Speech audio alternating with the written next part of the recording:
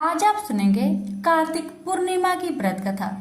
पौराणिक कथा के अनुसार तारकासुर नाम का एक दैत्य था, जिसके 3 पुत्र थे, तारकाक्ष, कमलाक्ष और विधुनमाली। जब भगवान शिव के पुत्र कार्तिकेय जी ने तारकासुर राक्षस का वध कर दिया तो उसके तीनों पुत्रों ने बदला लेने के लिए दिन रात घोर तपस्या शुरू कर दी थी। उनकी तपस्या से प्रसन्न होकर ब्रह्मा जी प्रकट हुए और उन्होंने उन तीनों को वरदान मांगने के लिए कहा, तो उन्होंने अमर होने का वरदान मांगा। ब्रह्मा जी ये बातें अच्छे से जानते थे कि यदि इन्हें यह वरदान दे दिया गया तो वे अपनी शक्तियों का गलत इस्तेमाल करेंगे और सभी को परेशान करेंगे। इसलिए उन्होंने ये वरदान देने से साफ मना कर दिया। ब्रह्मा जी ने उनसे कोई अन्य वरदान मांगने को कहा, तो उन्होंने कहा कि उनके नाम का एक नगर बसाया जाए और जब भी कोई उनका वध करना चाहे तो सिर्फ एक तीर से तीनों का अंत एक साथ कर सके। इस पर ब्रह्मा जी ने तथास्तु कह दिया। वरदान प्राप्त करने के बाद तारकासुर के तीनों पुत्रों ने तीनों लोकों पर कब्जा कर लिया और उसने देवताओं पर अत्याचार शुरू कर दिया। उनके अत्याचारों से परेशान होकर सभी देवता भगवान शिव के पास गए और अपनी परेशानी बताई। तब महादेव ने विश्वकर्मा जी से एक रथ का निर्माण करवाया और उस पर सवार होकर तीनों का वध करने के लिए निकल पड़े। देवताओं और राक्षसों के बीच भयंकर युद्ध चल रहा था और युद्ध के दौरान जब तीनों राक्षस एक साथ सीधे आए तभी भगवान शिव ने एक तीर से तीनों का वध कर दिया। धार्मिक मान्यताओं के अनुसार तभी से भगवान शिव को त्रिपुरारी कहा जाने लगा। कहते हैं उन तीनों के अत्याचारों से मुक्त होने की खुशी में ही देवताओं ने देव दीपावली महापर्व मनाना शुरू कर दिया। प्रेम से बोलिए भोलेनाथ की जय। विष्णु भगवान और माँ लक्ष्मी जी की कहानी। एक बार भगवान विष्णु जी शेषनाग पर बैठे बैठे बोर हो गए और उन्होंने धरती पर घूमने का विचार मन में किया। वैसे भी कई साल बीत गए थे। धरती पर आए और वह अपनी यात्रा की तैयारी में लग गए। स्वामी को तैयार होता देखकर लक्ष्मी माता ने पूछा, आज सुबह सुबह कहाँ जाने की तैयारी हो रही है? विष्णु जी ने कहा, हे लक्ष्मी, मैं धरती लोक पर घूमने जा रहा हूँ। तो कुछ सोचकर लक्ष्मी माँ ने कहा, हे देव, क्या मैं भी आपके साथ चल सकती हूँ? भगवान विष्णु ने 2 पल सोचा, फिर कहा, एक शर्त है, तुम मेरे साथ चल सकती हो। तुम धरती पर पहुंचकर उत्तर दिशा की ओर बिल्कुल मत देखना। इसके साथ ही माता लक्ष्मी ने हाँ कह के अपनी मनवा ली और सुबह सुबह माँ लक्ष्मी और भगवान विष्णु धरती पर पहुंच गए। अभी सूर्य देवता निकल रहे थे। रात बरसात होकर हटी थी। चारों ओर हरियाली ही हरियाली थी। उस समय चारों ओर बहुत शांति थी और धरती बहुत ही सुंदर दिख रही थी और माँ लक्ष्मी मंत्र मुक्त होकर धरती को देख रही थी और भूल गई कि पति को क्या वचन देकर आई थी, यानी विष्णु भगवान को क्या वचन देकर आई थी। और चारों ओर देखती हुई कब उत्तर दिशा की ओर देखने लगी, पता ही नहीं चला। उत्तर दिशा में माँ लक्ष्मी को एक बहुत ही सुंदर बगीचा नजर आया और उस तरफ से भीनी भीनी खुशबू आ रही थी और बहुत ही सुंदर सुंदर फूल खिले थे। यह एक फूलों का खेत था और माँ लक्ष्मी बिना सोचे समझे उस खेत में गई और एक सुंदर सा फूल तोड़ लाई। लेकिन यह क्या, जब माँ लक्ष्मी भगवान विष्णु के पास वापस आई तो भगवान विष्णु की आंखों में आंसू थे और भगवान विष्णु ने माँ लक्ष्मी को कहा कि कभी भी किसी से बिना पूछे उसका कुछ भी नहीं लेना चाहिए और साथ ही अपना वचन भी याद दिलाया। माँ लक्ष्मी को अपनी भूल का पता चला तो उन्होंने भगवान विष्णु से इस भूल की माफ़ी मांगी। तो भगवान विष्णु ने कहा, जो तुमने भूल की है उसकी सजा तो तुम्हें जरूर मिलेगी। जिस माली के खेत में से तुमने बिना पूछे फूल तोड़ा है, यह एक प्रकार की चोरी है। इसलिए अब तुम 3 साल तक मालिक के घर नौकर बनकर रहो। उसके बाद मैं तुम्हें बैंकुट में वापस बुलाऊंगा। माँ लक्ष्मी ने चुपचाप सर झुकाकर हाँ कर दी। आजकल की लक्ष्मी थोड़ी थी, और वैसे भी भगवान की लीला न्यारी है। किस पर कैसे कृपा करेगी ये तो माता ही बता सकती है। आगे होता ही ये, लक्ष्मी एक गरीब औरत का रूप धारण करके उस खेत के मालिक के घर गई। घर क्या, एक झोपड़ा था, और मालिक का नाम माधव था। माधव की बीवी, 2 बेटे और 3 बेटियां थी। सभी उस छोटे से खेत में काम करके किसी तरह से गुजारा करते थे। माँ लक्ष्मी जब एक साधारण और गरीब औरत बनकर जब माधव के झोपड़े पर गई, तो माधव ने पूछा, बहन तुम कौन हो और इस समय तुम्हें क्या चाहिए? तब माँ लक्ष्मी ने कहा, मैं एक गरीब औरत हूँ, मेरी देखभाल करने वाला कोई नहीं है। मैंने कई दिनों से खाना भी नहीं खाया, मुझे कोई काम दे दो, साथ में मैं तुम्हारे घर का काम भी कर दिया करूँगी। बस मुझे अपने घर में एक कोने में आसरा दे दो। माधव बहुत ही अच्छे दिल का मालिक था। उसे दया आ गई, लेकिन उसने कहा, बहन मैं तो बहुत गरीब हूँ, मेरी कमाई से मेरे घर का खर्च मुश्किल से चलता है। लेकिन अगर मेरी 3 की जगह 4 बेटियां होती तो भी मैंने गुजारा करना ही था। अगर तुम मेरी बेटी बनकर जैसा रूखा सूखा हम खाते हैं उसमें खुश रह सकती हो तो बेटी बनकर अंदर आ जाओ। माधव ने माँ लक्ष्मी को अपने झोपड़े में शरण दे दी, और माँ लक्ष्मी 3 साल तक उस माधव के घर पर नौकरानी बनकर रही। जिस दिन माँ लक्ष्मी माधव के घर आई थी, उससे दूसरे दिन ही माधव को इतनी आमदनी हुई, फूल बेचकर ही शाम को एक गाय खरीद ली। फिर धीरे धीरे माधव ने काफ़ी जमीन खरीद ली और सबने अच्छे अच्छे कपड़े भी बनवा लिए, और फिर एक बड़ा पक्का घर भी बनवा लिया। बेटियों और बीबी ने गहने भी बनवा लिए, और अब मकान भी बहुत बड़ा बनवा लिया था। माधव हमेशा सोचता था कि मुझे ये सब इस महिला के आने के बाद ही मिला है। इस बेटी के रूप में मेरी किस्मत आ गई है। मेरी और अब 2 से 5 साल बीत गए थे। लेकिन माँ लक्ष्मी अब भी घर में और खेत में काम करती थी। एक दिन माधव जब अपने खेतों से काम कर खत्म करके घर आया, तो उसने अपने घर के सामने द्वार पर एक देवी स्वरूप गहनों से लदी एक औरत को देखा। ध्यान से देखकर पहचान लिया, अरे ये तो मेरी मुंह बोली चौथी बेटी यानी वही औरत है, और पहचान गया कि ये तो माँ लक्ष्मी है। अब तक माधव का पूरा परिवार बाहर आ गया था और सब हैरान होकर माँ लक्ष्मी को देख रहे थे। माधव बोला, हे माँ, हमें माफ़ कर, हमने तेरे से अनजाने में ही घर और खेत में काम करवाया है। हे माँ, ये कैसा अपराध हो गया।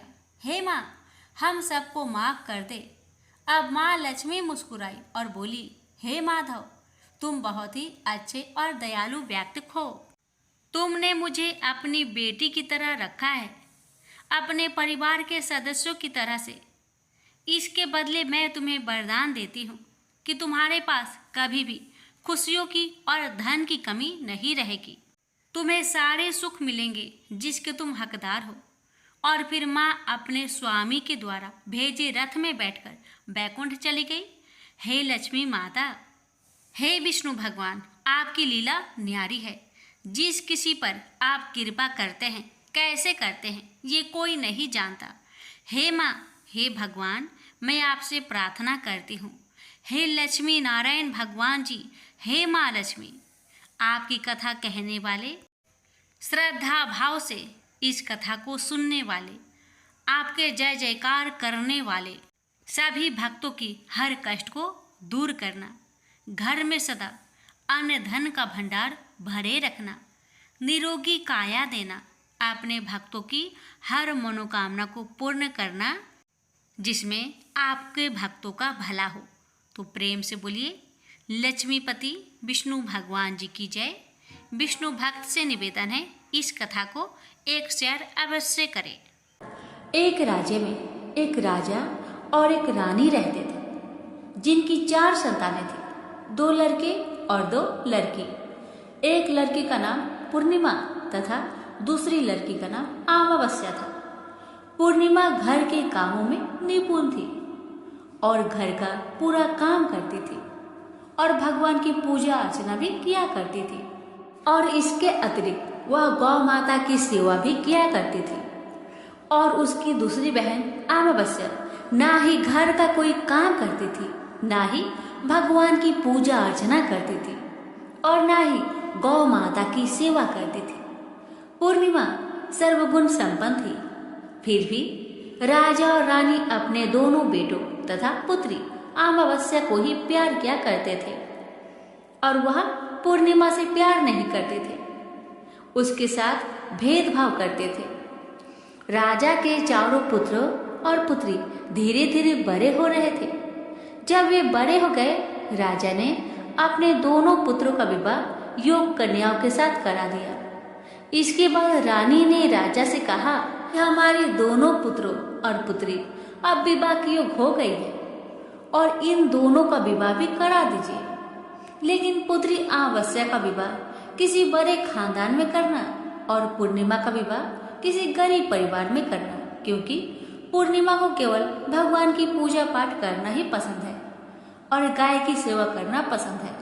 अब रानी ने राजा को दोनों पुत्रियों का रिश्ता तय करने के लिए भेज दिया। राजा ने अपने पड़ोसी राज्य में जाकर वहां के राजा के पुत्र से अमावस्या का रिश्ता तय किया और वहीं पास के गांव में जाकर एक गरीब परिवार के लड़के से पुत्री पूर्णिमा का रिश्ता भी तय कर दिया। यह सारी बात जाकर राजा ने अपनी रानी से बताया, तो रानी यह सोचने लगी कि अब देखते हैं कि भगवान इसकी मदद कैसे करते हैं। यह बहुत ही पूजा पाठ करती है और भगवान में मगन रहती है। पूर्णिमा का भाई और उसकी भाभी पूर्णिमा से बहुत प्यार करते थे, क्योंकि पूर्णिमा उनके घर के कामों में उनका साथ देती थी और कामों में उनका हाथ बताती थी। और यही उनकी दूसरी बहन अमावस्या उन पर अपना रोक जमाती है और घर का कोई कार्य नहीं करती। कुछ समय बीत जाने के बाद दोनों पुत्रियों का विवाह भी हो जाता है। राजा और रानी के विवाह के बाद अपनी दोनों पुत्रियों को विदाई देते हैं। विदाई देते समय राजा और रानी पुत्री अमावस्या को बहुत सारा धन दौलत देकर विदा करते हैं और पूर्णिमा को कुछ भी नहीं देते, खाली हाथ अपने घर से विदा करते हैं। इसके बाद दोनों बहनें अपने अपने ससुराल को चली जाती हैं। कुछ दिन बीत जाते हैं और एक दिन अमावस्या अपने घर पर भगवान भोलेनाथ का व्रत रखती है, कथा रखती है, जिसमें वह सभी गांव वालों को निमंत्रित करती है, पर अपनी बहन पूर्णिमा को नहीं बुलाती। जब गांव की सभी औरतें अमावस्या के यहाँ जाती है तो ये सब दृश्य पूर्णिमा अपने घर के दरवाजे के बाहर बैठकर देख रही होती है। तब वहां से गुजर रही औरतें पूर्णिमा से कहते हैं कि तुम्हारी बहन के यहाँ शिव जी की कथा रखी है, क्या तुम नहीं चलोगी? तो पूर्णिमा ने कहा, मुझे मेरी बहन ने नहीं बुलाया है, मैं नहीं जा सकती। सभी गांव की औरतों ने पूर्णिमा से कहा, बुलाया नहीं तो क्या हुआ, भगवान शिव की कथा है, तुम हमारे साथ चलो। गांव की सभी औरतें की बात मानकर पूर्णिमा भी उनके साथ भगवान शिव की कथा में अमावस्या के घर चली जाती है। जब अमावस्या की नजर पूर्णिमा पर पड़ती है तो वह कहती है कि तुम यहाँ कैसे चली आई, मैंने तो तुम्हें नहीं बुलवाया था। खैर कोई बात नहीं, अब तुम आ ही गई हो तो चुपचाप बैठी रहना। और यह कहते हुए अमावस्या पूर्णिमा की गर्मी की मजाक उड़ाया। पूर्णिमा की आंखों में आंसू आ गए और रोते रोते मन ही मन पूर्णिमा भगवान शिव से विनती करती रही, हे भगवान, क्या पूजा पाठ करना गलत है? गौ माता की सेवा करना गलत है? आखिर मेरी गलती ही क्या है? आप मुझ पर अपनी कृपा दृष्टि कब बनाएंगे? पूर्णिमा बार बार शिव जी से यही कहती रही। इतने में शिव की कथा पूरी हो जाती है और अमावस्या भगवान का प्रसाद बांटने लगती है। वह सभी लोगों को प्रसाद देती है, पर पूर्णिमा को वह प्रसाद नहीं देती। बिना प्रसाद के ही पूर्णिमा अपने घर को लौट जाती है। रास्ते में वह सोचती है कि यदि मैं खाली हाथ अपने घर पे गई तो बच्चे प्रसाद मांगेंगे, तो वह उन्हें क्या जवाब देगी। ये सोचकर पूर्णिमा ने सोचा, क्यों ना मैं अपने मायके भाई भौजाई के पास चली जाऊं, वहां से अपने बच्चे के लिए कुछ लेकर आऊंगी। ऐसा सोचते हुए वह अपने घर को वापस लौट आई और अपने पति और बच्चे को कहती है कि मैं अपने मायके जा रही हूँ। पति और बच्चे ने कहा ठीक है।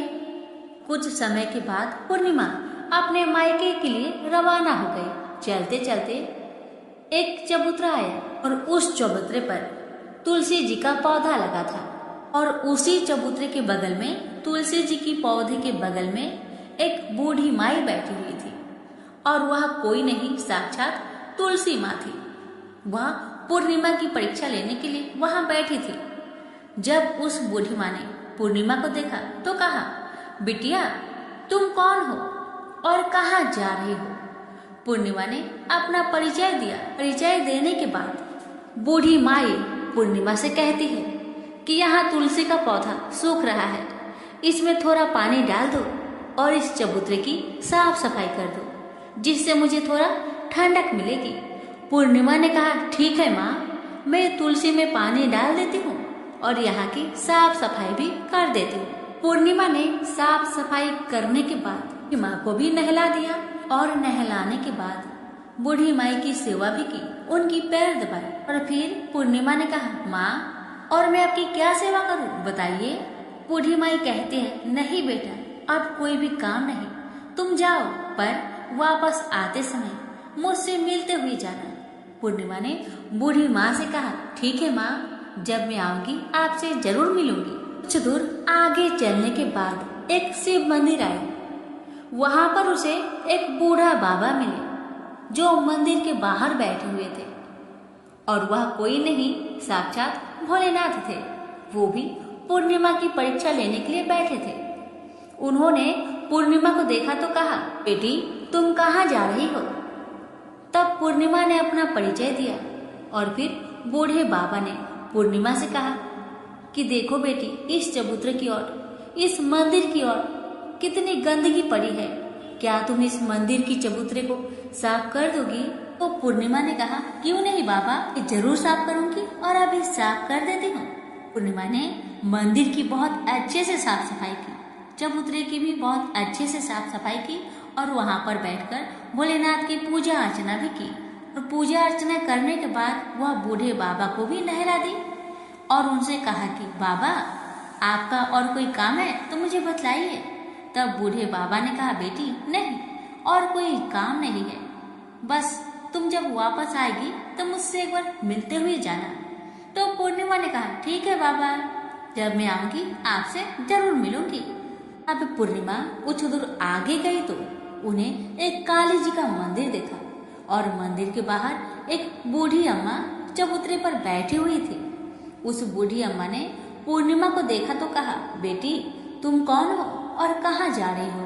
पूर्णिमा ने अपना परिचय बूढ़ी अम्मा को दिया। तब बूढ़ी माँ ने कहा, देखो इस मंदिर में कोई भी पूजा पाठ करने के लिए नहीं आता, इसलिए मंदिर बहुत गंदी हो गई है, क्या तुम इस मंदिर की साफ सफाई कर दोगी। तो पूर्णिमा ने कहा, हाँ माँ क्यों नहीं, मैं साफ कर दूंगी।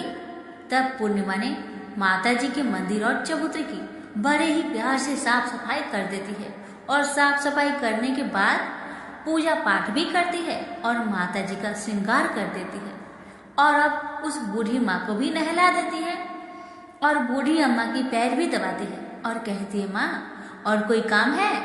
तब माता जी कहती है, ना बेटा और कोई काम नहीं है, बस इतना है कि जब तुम अपने मायके से वापस आओगी तो मुझसे एक बार मिलते हुए जाना। तो पूर्णिमा ने कहा, ठीक है माँ, मैं वापस आऊंगी तो जरूर आपसे मिलूंगी। पूर्णिमा आगे बढ़ती गई। आगे चलते चलते एक नदी आई और नदी के पास भी एक बूढ़ी माई बैठी थी और वह बूढ़ी माई और कोई नहीं, वह गंगा मैया थी। तो बूढ़ी माई ने पूर्णिमा से कहा, बेटी तुम कौन हो और कहाँ से आई हो? उसे भी पूर्णिमा ने अपना परिचय दिया। तब बूढ़ी माई ने पूर्णिमा से कहा कि नदी पर स्नान करने तो बहुत लोग आते हैं, लेकिन यहाँ की सफाई कोई नहीं करता, इसलिए तुम इस किनारे पर साफ सफाई कर दो। पूर्णिमा कहती है, ठीक है माँ, मैं अभी साफ सफाई कर देती हूँ। और उस बूढ़ी अम्मा के पैर भी दबाती है और कहती है, माँ जी और कोई काम हो तो मुझे बतलाइए। तब बूढ़ी माई कहती है कि नहीं बेटा, अब कोई काम नहीं है, तुम जाओ, लेकिन जब वापस तुम आओगी तो मुझसे मिलकर जरूर जाना। और वह नाव में बैठकर नदी के दूसरे किनारे पर पहुंच जाती है और वहां अपने मायके के घर पहुंच जाती है। वहां पर पूर्णिमा के भाई और भाभी उसे देखकर बहुत खुश हो जाते हैं और वे पूर्णिमा की बहुत खातिरदारी करते हैं, उससे बहुत सारी बातें करते हैं और कहते हैं कि बच्चों को भी साथ क्यों नहीं लेकर आई, बहुत अच्छा लगता अगर तुम लाती तो।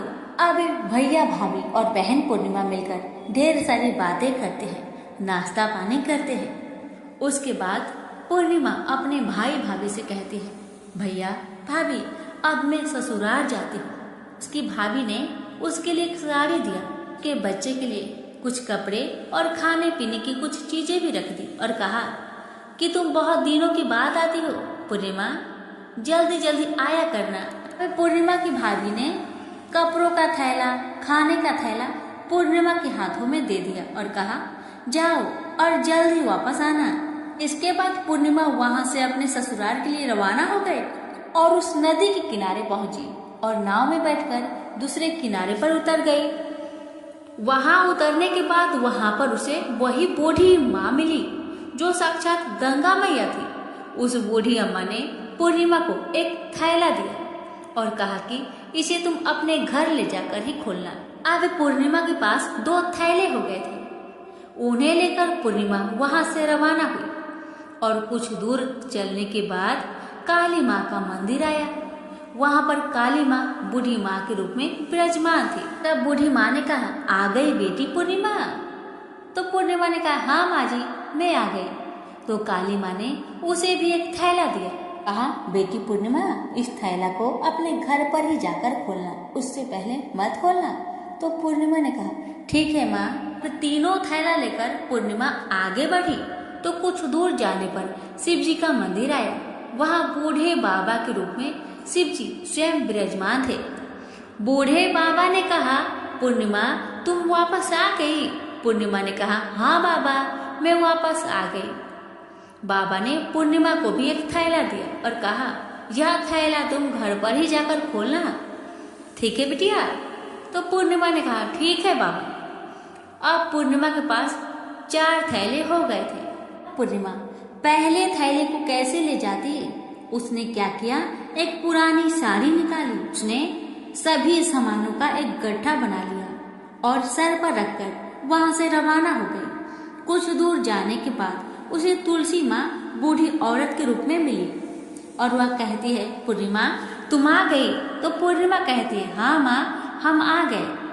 तब बूढ़ी माँ ने भी उसे एक थैला दिया और कहती है, बेटा इसे अपने घर को जाकर ही खोलना है। तो पूर्णिमा ने कहा, ठीक है माँ जी।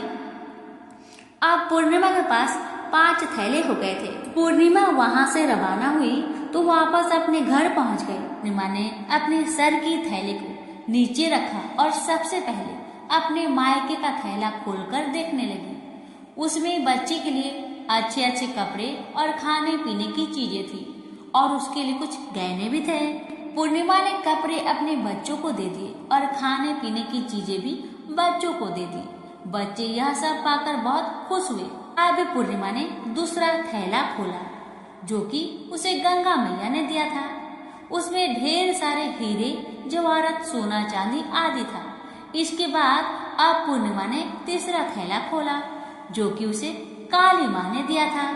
उसमें बहुत सारा सोना श्रृंगार का सामान भरा हुआ था।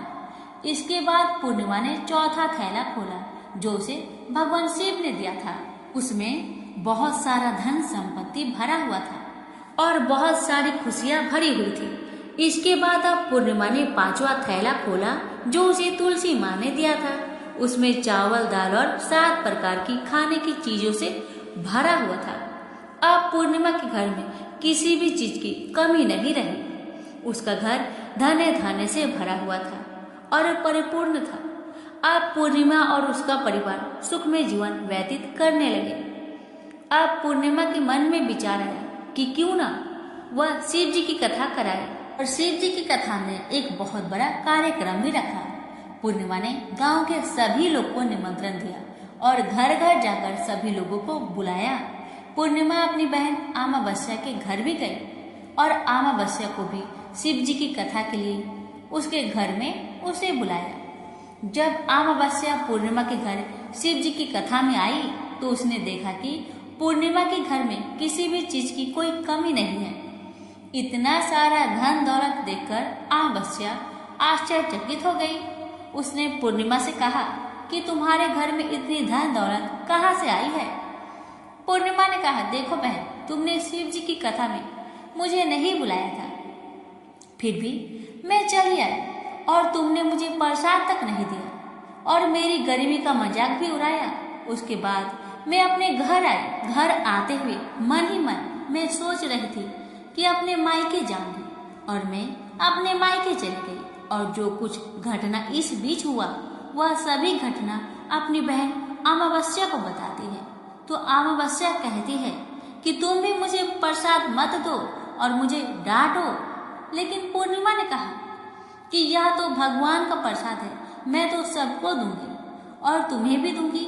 फिर भी अमावस्या ने प्रसाद नहीं लिया और वह सीधे अपने घर को चली गई और घर जाकर अपने बच्चे और पति से कहती है, मैं अपने मायके जा रही हूँ। इतना कहकर अपने मायके को निकल गई। रास्ते में भी चलते चलते तुलसी माँ मिली, जो चबूतरे पर बूढ़ी माँ के रूप में बैठी थी। बूढ़ी माँ ने अमावस्या से कहा, बेटी तुम कौन हो और कहाँ जा रही हो? अमावस्या ने अपना परिचय दिया। बूढ़ी माँ ने कहा, बेटी यह तुलसी का पौधा सूख रहा है, इसमें थोड़ा सा पानी डाल दो और इस चबूतरे की साफ सफाई कर दो।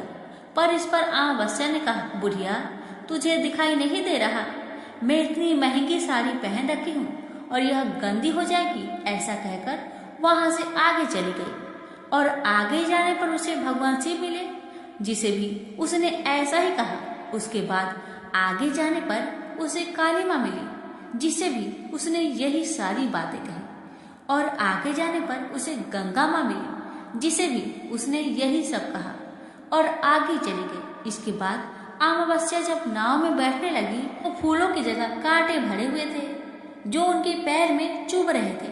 किनारे पर उतरकर वहां से वह मायके चली गई। उसके भैया भाभीियों ने उसे आते हुए देखा तो मन ही मन कहने लगे, काम की ना काज के, 2.5 मन अनाज के।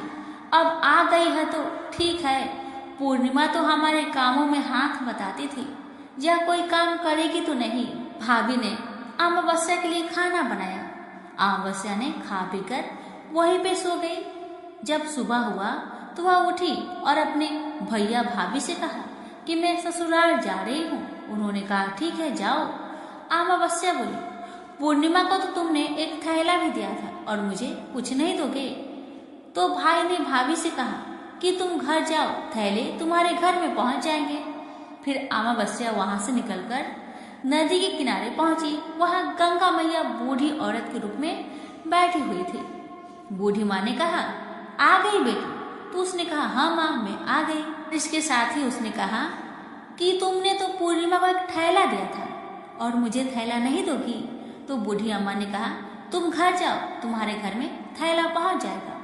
इसके बाद आगे जाने पर उसे काली माता मिली, जिसने भी अमावस्या को यही कहा। आगे जाने पर उसे भगवान शिव मिले, उन्होंने भी वही बात कही। अब आगे जाने पर तुलसी माता मिली। जब तुलसी माता से भी अमावस्या ने थैला मांगा तो तुलसी माता ने भी वही जवाब दिया, तुम जाओ, तुम्हारे घर में पहुंच जाएगा। अब अमावस्या अपने घर पहुंच गई। आंगन में देखा तो वहां पर 5 थैले पड़े हुए थे। अमावस्या ने मन ही मन में सोचा कि अब तो मेरे पास भी बहुत सारी धन दौलत आ जाएगी। जल्दी जल्दी ने सारे थैले को खोला। किसी में मिट्टी थे तो किसी में पत्थर, किसी में कंकर और किसी में कोयला। उसे मायके से भी कुछ नहीं मिला था। इन थैलों में भी कुछ नहीं था। अमावस्या दौड़ती हुई पूर्णिमा के घर गई और कहती है कि तुम्हें तो इतना कुछ मिला बहन, मुझे तो कुछ नहीं मिला, आखिर क्यों? तब पूर्णिमा कहती है, जब मैं अपने मायके जाती हूँ तो अपनी भाभीयों के साथ उनके काम में हाथ बटाती हूँ, उनके साथ मिलकर काम करती हूँ, लेकिन तुम ऐसा कुछ नहीं करती, उनकी इज्जत भी नहीं करती, इसलिए वह भला तुम्हें क्या देंगे? इसके बाद तुमने गंगा मैया को ठुकरा दिया और काली माँ को भी ठुकरा दिया और भगवान शिव को भी तुमने ठुकरा दिया, इसलिए उन्होंने भी तुम्हें कुछ नहीं दिया। अमावस्या कहती है, बहन तुम मुझे माफ कर दो, मैंने तुम पर हमेशा अत्याचार किया है, मुझे कुछ नहीं मिला तो कोई बात नहीं, मैं भी भगवान की भक्ति करूंगी और सब कुछ प्राप्त कर लूंगी, मुझे इन सब चीजों का रहस्य बताओ। तो पूर्णिमा ने कहा, तुम 3 सूत्र का ज्ञान ले लो और उसकी कथा करना। पहला सूत्र में दया मांगना, दूसरे सूत्र में कथा मांगना और तीसरे सूत्र में 108 बार ओम नमः शिवाय का जाप करना। भगवान ने यह सूत्र दिए हैं, उनको अपने हृदय में बसा लेना। मैंने भी यह 3 सूत्र अपने जीवन में अपनाए थे और सच्चे मन से भगवान की भक्ति पूजा पाठ की थी। फिर भगवान ने मुझे यह सब कुछ दिया और तुम्हारे पास जो कुछ था वह भी समाप्त हो गया। इसके बाद अमावस्या अपने घर गई और भगवान की पूजा पाठ करने लगी और भगवान शिव से उसने माफी मांगी और गौ माता की सेवा भी की और दूसरों की मदद भी करने लगी। नाथ की कृपा से अमावस्या के घर में भी अन्न धन के भंडार भर गए। तो प्रेम से बोलिए उमापति शंकर भगवान की जय। धर्मराज भगवान की कहानी। एक ब्राह्मणी मरकर भगवान के घर गई। वहां जाकर बोली, मुझे धर्मराज जी के मंदिर का रास्ता बता दो। स्वर्ग से एक दूत आया और बोला, ब्राह्मणी आपको क्या चाहिए? वो बोली, मुझे धर्मराज मंदिर का रास्ता बता दो। आगे आगे दूत और पीछे पीछे ब्राह्मणी मंदिर तक गई। ब्राह्मणी बहुत धार्मिक महिला थी, उसने बहुत दान पुण्य कर रखा था। उसे विश्वास था कि उसके लिए धर्मराज जी के मंदिर का रास्ता अवश्य खुल जाएगा। ब्राह्मणी ने वहां जाकर देखा, वह बड़ा सा मंदिर, सोने का सिंहासन, हीरे मोती से जड़ित छतरी थी। धर्मराज जी न्याय सभा में बैठे साक्षात इंद्र के समान शोभा पा रहे थे। यमराज जी सबको कर्मानुसार दंड दे रहे थे। ब्राह्मणी ने जाकर प्रणाम किया और बोली, मुझे बैकुंठ जाना है। धर्मराज जी ने चित्रगुप्त से कहा, लेखा जोखा सुनाओ। चित्रगुप्त ने लेखा सुनाया। सुनकर धर्मराज जी ने कहा, तुमने सब धर्म किए पर धर्मराज जी की कहानी नहीं सुनी, बैकुंठ में कैसे जाएगी? बुढ़िया बोली, धर्मराज जी की कहानी का क्या नियम है? धर्मराज जी बोले, कोई 1 साल, कोई 6 महीने, कोई 7 दिन ही सुने, पर धर्मराज जी की कहानी अवश्य सुने, फिर उसका उद्यापन कर दे। उद्यापन में काठी, छतरी, चप्पल, बाल्टी, रस्सी, टोकरी, टॉर्च, साड़ी, ब्लाउज का बेस, लोटे में शक्कर भरकर 5 बर्तन, 6 मोती, 6 मूंगा, यमराज जी की लोहे की मूर्ति, धर्मराज जी की सोने की मूर्ति, चांदी का चांद, सोने का सूरज, चांदी की साठिया ब्राह्मण को दान करें। प्रतिदिन चावल का साठिया बनाकर कहानी सुने। यह बात सुनकर ब्राह्मणी बोली, भगवान मुझे 7 दिन वापस पृथ्वी लोक पर जाने दो, मैं कहानी सुनकर वापस आ जाऊंगी। धर्मराज जी ने उसका लेखा जोखा देखकर 7 दिन के लिए पृथ्वी पर भेज दिया। ब्राह्मणी जीवित हो गई। ब्राह्मणी ने अपने परिवार वालों से कहा कि मैं 7 दिन के लिए धर्मराज जी की कहानी सुनने के लिए वापस आई हूँ। इस कथा को सुनने से बड़ा पुण्य मिलता है। उसने चावल की साठियाँ बनाकर परिवार के साथ 7 दिन तक धर्मराज जी की कथा सुनी। 7 दिन पूरे होने पर वापस धर्मराज जी का बुलावा आया और ब्राह्मणी को बैकुंठ में श्री हरि के चरणों में स्थान मिला। प्रेम से बोलिए धर्मराज भगवान की जय। गणेश जी की कथा। पौराणिक कथा के अनुसार एक समय की बात है कि भगवान विष्णु का विवाह माता लक्ष्मी जी के साथ निश्चित हुआ। विवाह की सभी तैयारी होने लगी। सभी देवी देवताओं को निमंत्रण भेजे गए, लेकिन भूलवश गणेश जी को निमंत्रण देना रह गया था। इधर भगवान विष्णु की बारात जाने का समय आ चुका था। सभी देवता अपनी पत्नियों के साथ विवाह समारोह में शामिल होने को आए, परंतु सभी देवी देवताओं ने देखा कि गणेश जी कहीं दिखाई नहीं दे रहे हैं। तब उन सभी ने आपस में चर्चा की, क्या गणेश जी को नहीं न्योता दिया गया या गणेश जी ही नहीं आए हैं। सभी को इस बात पर बहुत आश्चर्य हुआ। इस बात पर उन सभी ने विष्णु भगवान से ही इसका कारण पूछा। विष्णु भगवान से पूछने पर उन्होंने कहा कि हमने गणेश जी के पिता भोलेनाथ, महादेव और माता पार्वती को न्योता भेजा था।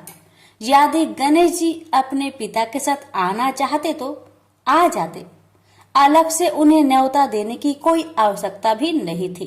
दूसरी बात यह है, उनको खाने में 1.25 मन मूंग, 1.25 मन चावल, 1.25 मन घी और 1.25 मन लड्डू का भोजन चाहिए।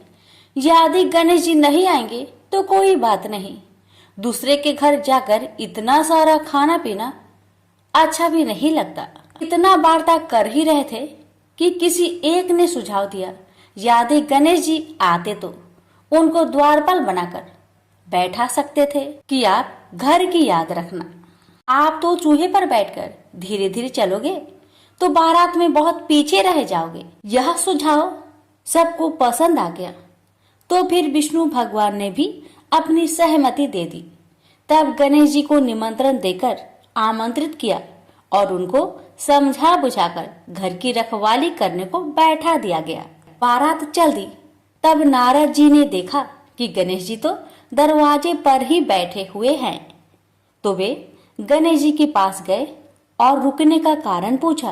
गणेश जी कहने लगे कि विष्णु भगवान ने मेरा बहुत अपमान किया है।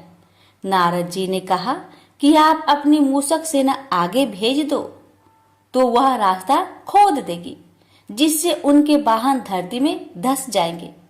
तब आपको सम्मान पूर्वक बुलाना पड़ेगा।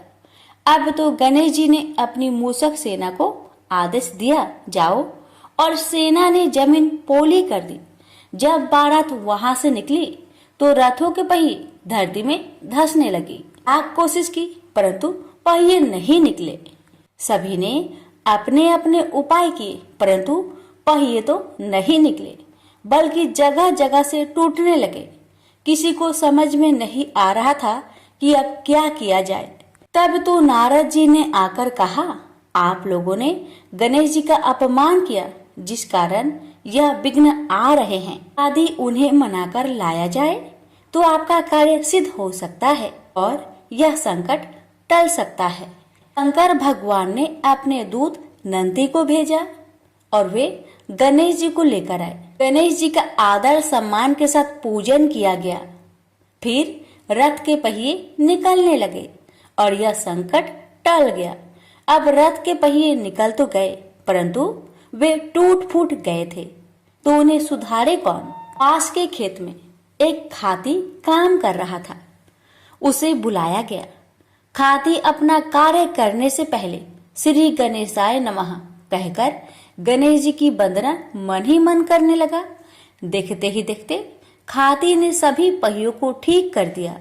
तब खाती कहने लगा कि हे देवताओं, आपने सर्वप्रथम गणेश जी को नहीं मनाया होगा और न ही उनकी पूजन की होगी, इसलिए तो आपके साथ यह संकट आया है। मैं तो मूर्ख अज्ञानी हूँ, फिर भी पहले गणेश जी को पूजते हैं, उनका ध्यान करते हैं। आप लोग तो देवगण हैं, फिर भी आप गणेश जी को कैसे भूल गए। अब आप लोग भगवान श्री गणेश जी की जय बोलकर जाए तो आपके सब काम बन जाएंगे और कोई संकट भी नहीं आएगा। ऐसा कहते हुए बारात वहां से चल दी और विष्णु भगवान का लक्ष्मी जी के साथ विवाह संपन्न करा के सभी सकुशल घर लौट आए। हे गणेश जी महाराज, आपने विष्णु को जैसा कार्य सरियो ऐसा कार्य सबको सिद्ध करिजो। बोलिए गजानन भगवान की जय।